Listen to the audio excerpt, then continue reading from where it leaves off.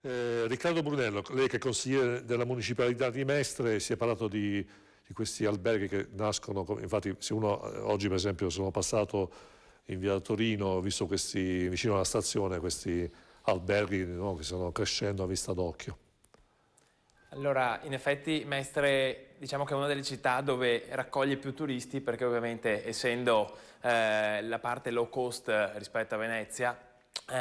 i turisti si riversano su Mestre e questi alberghi li abbiamo visti crescere nel giro di un anno. Sono arrivati dei palazzoni che hanno occupato principalmente nella zona della stazione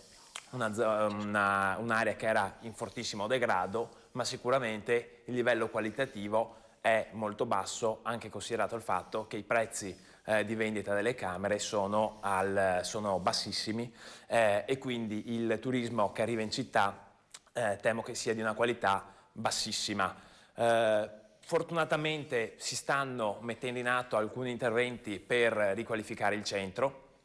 perché ultimamente è inutile dirlo, sicuramente ci sono un sacco di problemi che si sono e si stanno portando avanti dalle precedenti amministrazioni, anche l'attuale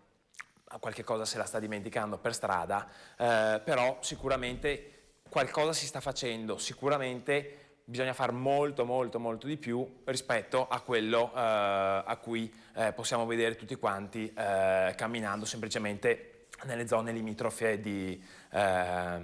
centro città.